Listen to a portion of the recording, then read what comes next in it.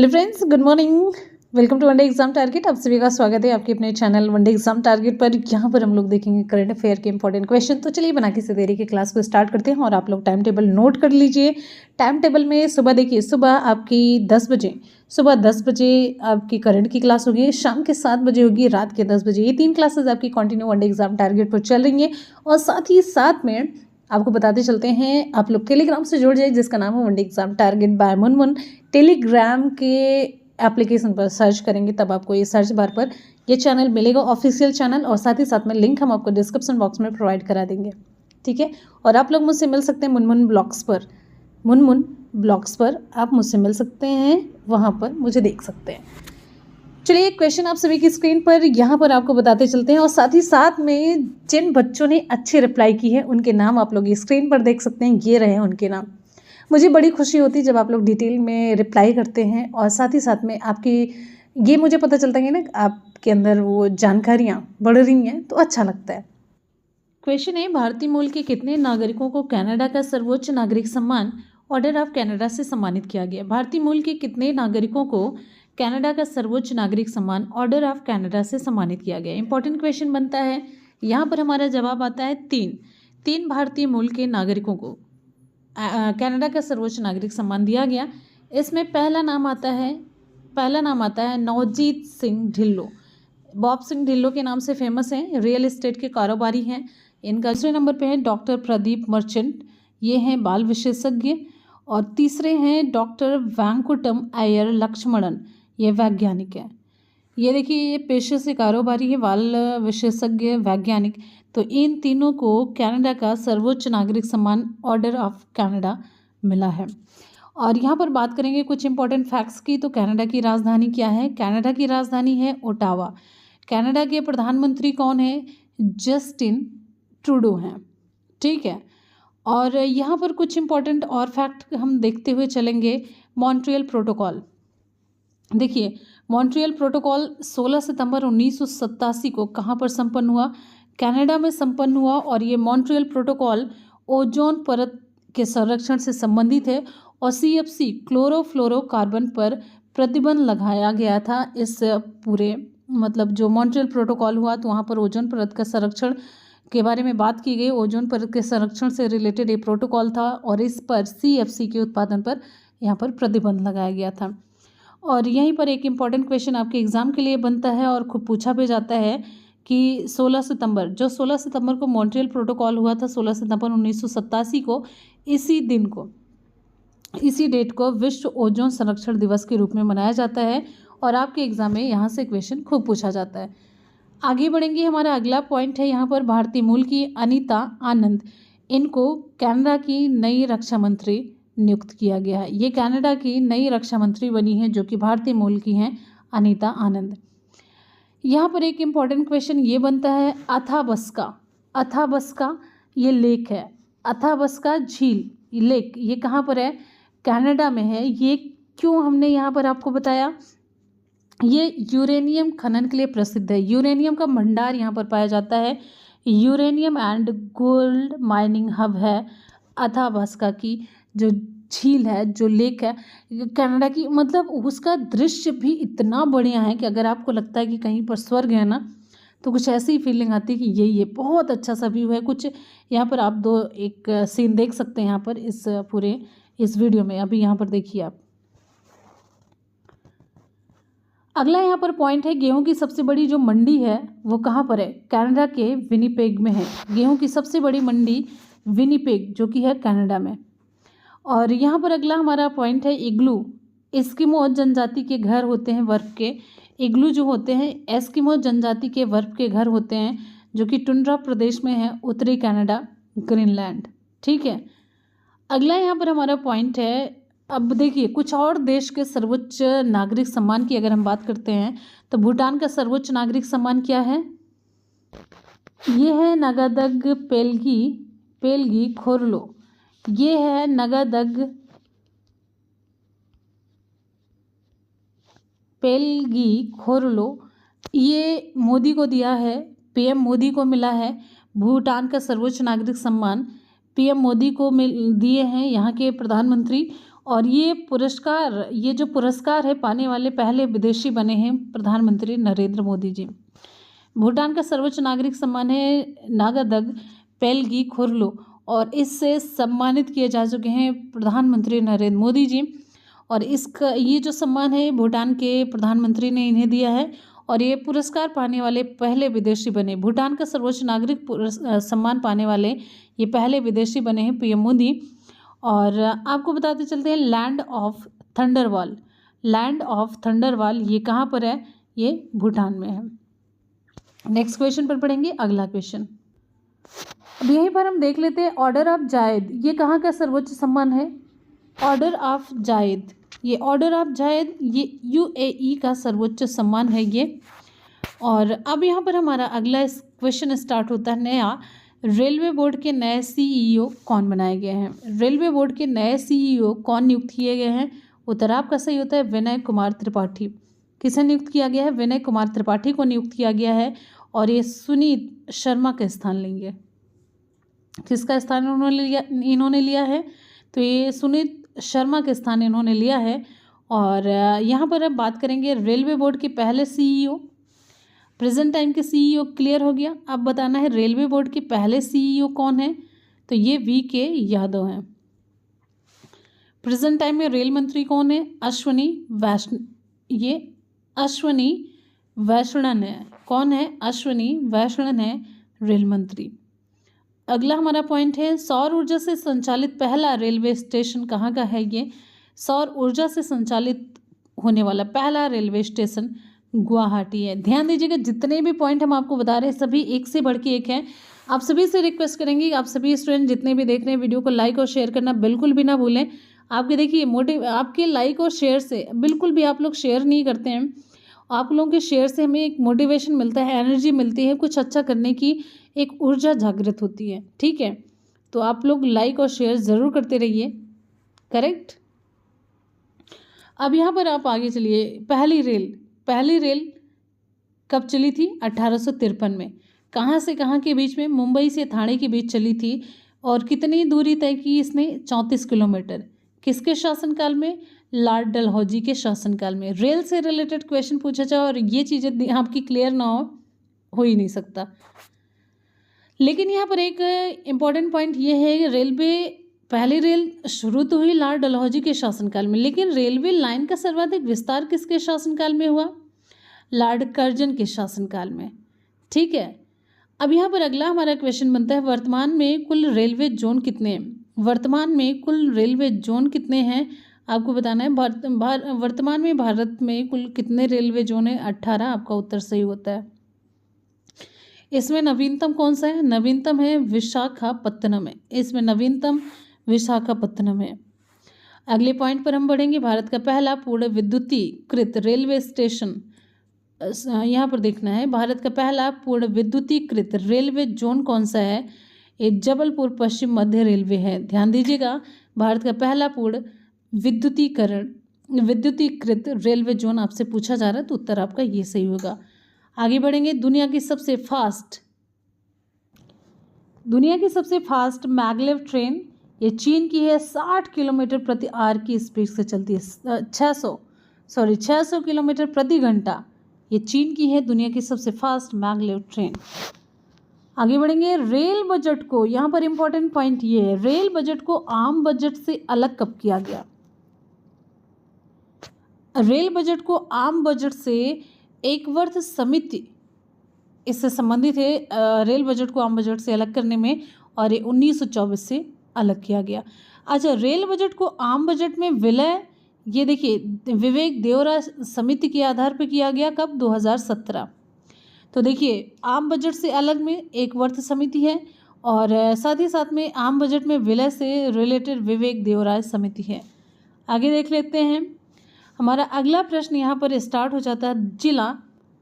जिला सुशासन सूचकांक स्थापित करने वाला पहला केंद्र शासित प्रदेश कौन सा हुआ? जिला सुशासन सूचकांक स्थापित करने वाला पहला केंद्र शासित प्रदेश जम्मू कश्मीर है। आगे देखेंगे इसका उद्देश्य क्या है। इसका उद्देश्य है सभी जिलों के अंदर प्रशासन में जवाबदेही और पारदर्शिता लाना। तो जिला ये सुशासन सूचकांक स्थापित करने वाला पहला केंद्र शासित प्रदेश बना है जम्मू कश्मीर। इसका उद्देश्य यही है कि सभी जिलों के अंदर प्रशासन में जवाबदेही और पारदर्शिता लाई जाए। आगे बढ़ेंगे, हमारा अगला प्रश्न है, अच्छा आप यहाँ पर बताइए सुशासन दिवस कब मनाया जाता है? सुशासन दिवस कब मनाया जाता है? उत्तर आपका यहाँ पर सही होता है 25 दिसंबर को। 25 दिसंबर को सुशासन दिवस मनाया जाता है। अटल बिहारी जो पूर्व प्रधानमंत्री हैं, अटल बिहारी वाजपेयी, इनकी जयंती पर यह मनाया जाता है सुशासन दिवस। अच्छा, 2021 का सुशासन सप्ताह मनाया गया, कब से लेकर के कब तक? तो ये 20 से लेकर के 25 दिसंबर 2021 तक ये मनाया गया है। ठीक है, अब यहाँ पर आगे देखेंगे सुशासन सूचकांक 2021 में। सुशासन सूचकांक 2021 में ओवरऑल रैंकिंग जो है गुजरात जो है टॉप पर है। सुशासन सूचकांक में ओवरऑल रैंकिंग में गुजरात टॉप पर है और पूर्वोत्तर और पहाड़ी राज्यों में टॉप पर हिमाचल प्रदेश है। पूर्वोत्तर और पहाड़ी राज्यों की अगर हम बात करते हैं, पूर्वोत्तर और पहाड़ी राज्यों की, तो यहाँ पर जो हिमाचल प्रदेश है ये टॉप पर है। केंद्र शासित प्रदेश की अगर हम बात करते हैं तो इसमें समग्र रूप से टॉप पर है दिल्ली। केंद्र शासित प्रदेशों में समग्र रूप से दिल्ली टॉप पर है। सारी चीज़ मैंने आपको एकदम से अलग अलग करके बता दी है। ओवरऑल रैंकिंग में अगर आप देखते हैं गुजरात है, लेकिन पूर्वोत्तर और पहाड़ी राज्यों में टॉप रैंकिंग आप देखते हैं हिमाचल प्रदेश की है। और आगे केंद्र शासित प्रदेशों में समग्र रूप से हम बात करेंगे तो दिल्ली टॉप पर है। आगे यहाँ पर कुछ इंपॉर्टेंट फैक्ट्स में ये देखेंगे, जम्मू कश्मीर राज्य पुनर्गठन अधिनियम 2019 है और इसी के तहत जम्मू कश्मीर राज्य पुनर्गठन अधिनियम के तहत ही जम्मू कश्मीर और लद्दाख यूनियन टेरिटरी बने हैं। कब? 31 अक्टूबर 2019 में। जम्मू कश्मीर राज्य पुनर्गठन अधिनियम 2019 के द्वारा जम्मू कश्मीर और लद्दाख केंद्र शासित प्रदेश बने हैं 31 अक्टूबर 2019 को। ठीक है, और यहाँ पर अगर हम जम्मू कश्मीर की बात करते हैं तो थोड़ा सा यहाँ पर देखेंगे, प्रूफ ऐप है, सतर्क नागरिक ऐप है। प्रूफ ऐप और सतर्क नागरिक ऐप ये जम्मू कश्मीर के द्वारा शुरू किया गया, मेनली किस उद्देश्य के लिए? भ्रष्टाचार को कम करने के लिए। ठीक है, भ्रष्टाचार को कम करने के लिए ये ऐप जम्मू कश्मीर के द्वारा शुरू किया गया। अब यहाँ पर आप देखेंगे सात पहल में भी किसका नाम आता है? जम्मू कश्मीर का। सात पहल क्या है ये? स्वयं सहायता समूह की महिलाओं के लिए उपराज्यपाल मनोज सिन्हा ने ये लॉन्च किया है। सात पहल स्वयं सहायता समूह की महिलाओं के लिए, मतलब इनको सशक्त बनाने के लिए। ठीक है, और अगला हमारा प्रश्न बनता है 1000 अटल टिंकरिंग लैब ये कहाँ पर खोली गई? तो ये सही जवाब हो जाता है जम्मू कश्मीर में। आपको मैंने एक क्वेश्चन करवाया है। एशिया का सबसे ऊंचा ट्यूलिप गार्डन कहाँ पर है? एशिया का सबसे ऊंचा ट्यूलिप गार्डन जो है ये जम्मू कश्मीर में ही है। ठीक है, आप आगे देखेंगे दाचीगाम राष्ट्रीय national park Dachigam national park या फिर दाचीगाम राष्ट्रीय उद्यान ये कहाँ पर है? जम्मू कश्मीर में, और हंगुल के लिए ये प्रसिद्ध है। अगला हमारा पॉइंट बनता है सबसे मीठे पानी की झील कौन सी है? सबसे मीठे पानी की झील यहाँ पर सही जवाब हो जाता है, यह है वुलर झील जो कि है जम्मू और कश्मीर में। ठीक है, पहला तैरता जो एटीएम है वो कौन सा एटीएम है? SBI एटीएम है डल झील जम्मू कश्मीर में। ठीक है, चलिए हम आगे बढ़ेंगे। राउफ नृत्य ये पूछा जाता है, राउफ नृत्य ये किस स्टेट या फिर यूनियन टेरिटरी से संबंधित है? राउफ नृत्य ये संबंधित है जम्मू कश्मीर से। करेक्ट है, एकदम से जितनी चीज़ें आप लोग देख रहे हैं मेमोरी में बैठा लीजिए, नहीं तो जितनी चीज़ें सबकी एक जगह पे आपको मिल रही हैं।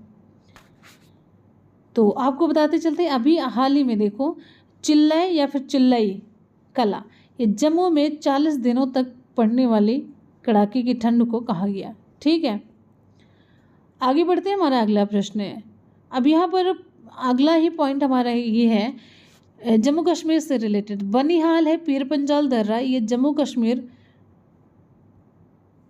में स्थित है। ठीक है, आगे देखेंगे भाई, बनिहाल है, पीर पंजाल है, ये कहाँ पर है? बनिहाल और पीर पंजाल दर्रा जम्मू कश्मीर में। नेक्स्ट हमारा क्वेश्चन ध्यान से देखेंगे, बड़ा ही सॉलिड और तगड़ा सा क्वेश्चन है। पूछा जा रहा है, राष्ट्रीय स्वच्छ गंगा मिशन के नए महानिदेशक कौन नियुक्त किए गए? राष्ट्रीय स्वच्छ गंगा मिशन के नए महानिदेशक कौन नियुक्त किए गए? जी अशोक कुमार। कौन सा सही जवाब होगा? जी अशोक कुमार। अब यहाँ पर बात करेंगे कुछ इंपॉर्टेंट फैक्ट्स की। तो यहाँ पर देखिए, राष्ट्रीय स्वच्छ गंगा मिशन, राष्ट्रीय स्वच्छ गंगा मिशन, इसकी शुरुआत कब हुई? 1911 में। इसकी शुरुआत कब हुई? 1911 में। और ध्यान दीजिए कि ये जल शक्ति मंत्रालय के अंतर्गत आता है। किसके अंतर्गत? जल शक्ति मंत्रालय के अंतर्गत ये आता है। और जल शक्ति मंत्री प्रेजेंट टाइम में कौन है? गजेंद्र सिंह शेखावत है। कौन है? गजेंद्र सिंह शेखावत है, राइट। चलिए यहाँ पर हम कुछ और इम्पॉर्टेंट फैक्ट्स की बात करते हैं। Catch the rain, catch the rain, ये राष्ट्रीय जल मिशन है। कैच द रेन राष्ट्रीय जल मिशन है और इसके तहत ये है कैच द रेन, भारत में मानसून आने से पहले वर्षा जल संचय करने की व्यवस्था को सुनिश्चित करना, जिससे कि जल का संरक्षण किया जा सके। कैच द रेन राष्ट्रीय जल मिशन का यही उद्देश्य है। ये सभी जल मिशन से ही संबंधित कुछ पॉइंट हम आपको बता रहे हैं। एक हो गया कैच द रेन, ये राष्ट्रीय जल मिशन है, इसका उद्देश्य भी आप लोग जान गए। भारत का राष्ट्रीय जलीय जीव क्या है? भारत का राष्ट्रीय जलीय जीव, तो भारत का राष्ट्रीय जलीय जीव ये है गंगा डॉल्फिन। भारत का राष्ट्रीय जलीय जीव ये गंगा डॉल्फिन है। आगे यहाँ पर देखिए, राष्ट्रीय जल मार्ग 1 ये है प्रयागराज से हल्दिया। राष्ट्रीय जल मार्ग 1 ये प्रयागराज से हल्दिया तक यहाँ पर दूरी कवर की जाती है। अगला हमारा प्रश्न है, गंगा नदी के किनारे बसा सबसे स्वच्छ शहर कौन सा है? गंगा नदी के किनारे बसा हुआ सबसे स्वच्छ शहर कौन सा है? उत्तर आपका सही हो जाता है वाराणसी। आगे देखेंगे, गंगा नदी का उद्गम कहाँ पर है? गंगा नदी का उद्गम आप सभी जानते हैं गंगोत्री हिमनद जो कि उत्तराखंड में है। गंगोत्री हिमनद जो कि उत्तराखंड में है। और ये आप जानिए देवप्रयाग में ये भागीरथी और अलकनंदा मिल जाती हैं, ठीक है। तो देवप्रयाग में भागीरथी और अलकनंदा मिल करके ये गंगा की धारा बनाती हैं। अलकनंदा देवप्रयाग है ना, तो देवप्रयाग में अलकनंदा और भागीरथी दोनों की धाराएं जब मिलती हैं तो गंगा नदी बनती है। तो यहीं से देवप्रयाग से ये गंगा स्टार्ट हो जाती है। अच्छा, ये इसी में एक आप जानते हैं नमामि गंगे, नमामि गंगे प्रोजेक्ट आप सभी जान रहे हैं। नमामि गंगे प्रोजेक्ट से हम कुछ नहीं, आपसे बस इतना पूछ रहे हैं, नमामि गंगे प्रोजेक्ट का शुभंकर कौन है? तो उत्तर आपका सही हो जाएगा चाचा चौधरी हैं, ठीक है। और यहीं पर देखिए गंगा, इन्हीं के नाम पे गंगा एक्सप्रेस वे भी बनाया गया। गंगा एक्सप्रेस वे ये मेरठ से प्रयागराज है, 594 किलोमीटर। और आधारशिला कहाँ पर रखी गई है? उत्तर प्रदेश के शाहजहाँपुर में आधारशिला रखी गई। आगे देख लेते हैं अगला हमारा क्वेश्चन। तो फ्रेंड्स, यहाँ पर आज की हमारी क्लास हो जाती है कंप्लीट। आपको कैसी लगी हमेशा की तरह अपना फीडबैक ज़रूर दीजिएगा और आप सभी से रिक्वेस्ट करेंगे कि आप लोग वीडियो को शेयर ज़रूर करते रहिए। बिना शेयर के क्या ही आप लोग मतलब थोड़ा सा भी सपोर्ट अगर करना चाहते हैं तो वीडियो को ज़्यादा से ज़्यादा आप लोग शेयर कीजिएगा। आप सभी से रिक्वेस्ट है कि प्लीज़ अगर आप लोग कंटिन्यू चाहते हैं या फिर थोड़ा सा भी सपोर्ट करना चाहते हैं तो प्लीज़ वीडियो को शेयर करेंगे। और चलते हैं आज के सवाल की तरफ। आज का सवाल आप सभी के लिए, और बस अगला सवाल देख लेते हैं, फिर उसके बाद से मिलते हैं फिर नेक्स्ट वीडियो में।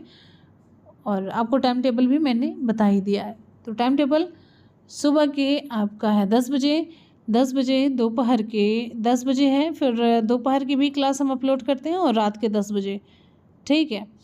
तो चलिए देख लेते हैं आज का सवाल। मिलते हैं फिर आपसे नेक्स्ट वीडियो में, तब तक के लिए goodbye and take care. Thank you so much, love you all, bye bye and take care. जय हिंद, वंदे मातरम।